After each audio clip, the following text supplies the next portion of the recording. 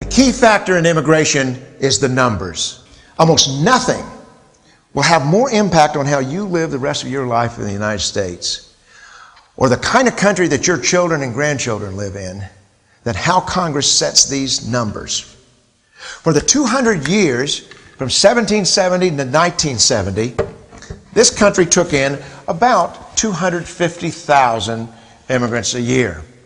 In the 1970s, Congress increased immigration levels from the 250,000 that was traditionally, and from the 50s and 60s, to 425,000 a year. And then, in the 1980s, Congress increased immigration still further, from the 425,000 a year to 635,000 per year. That wasn't enough for Congress.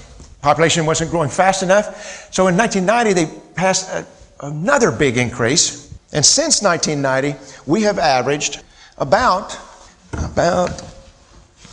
this is not the,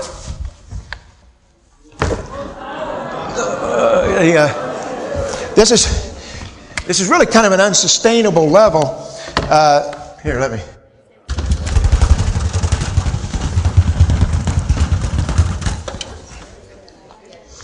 Since 1990, Congress has been running immigration at more than 1 million a year, 4 times higher than the traditional level.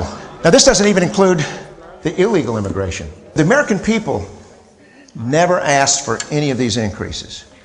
Polls show that there was never a time when much more than 10% of the American people wanted higher immigration.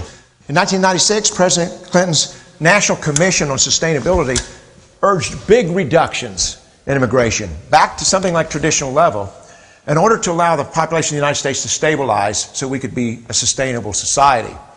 But Congress ignored those recommendations. Now, this is what the census says actually happened since 1970. This is the actual population growth to 2010. The red represents the population growth forced by Congress and its immigration decisions. Instead of the U.S. never reaching the third 100 million, it reached the third 100 million before 2010. And for the first time in our history, the majority of our population growth came from new immigrants and the births to immigrants. Using Census Bureau projections of fertility and mortality, I would like to know what lies in our future. The fact is, Congress has paid no attention to that future. It generally operates on what's ahead in 1 or 2 years, or maybe the next election cycle. For the most part, our public policy is set without any regard to what it's going to lead to in future generations. They keep the future draped from us. Let's see what's behind that curtain. As you can see, we are headed to add our fourth 100 million by 2040. And by the time today's college students enter the last phase of their career, in 2050, the Census Bureau data suggests we will have 437 million people in our national community. Look at the difference between that red line that Congress is taking us to and the green line, which was the choice of the American people through their own private decisions about their family size. Imagine how that changes the way this country handles its biggest problems. And of course, the trajectory doesn't stop in 2050, it moves on. Now let's see where we're headed by the end of this century. Let's move this 2050, let's move it over here, and let's go from 2010 to 2100. Oh my, it's off the charts again. We probably have to blow the roof off of this building.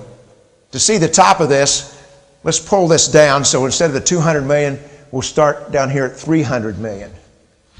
And as you can see, we will be adding our fifth 100 million in 2070 and our sixth 100 million just before the end of the century, before apparently hitting about 625 million people. That's approaching 500 million more people in this country than we had in 1970.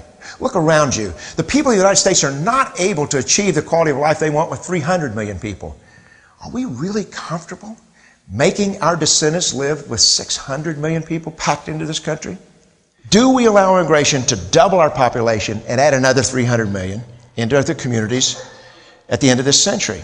Or do we reduce immigration so that we hold the extra demands on our society to perhaps 1/4? The people living in 2100 will have no choice in this. That is a future that does not have to happen. We can make the right choice now.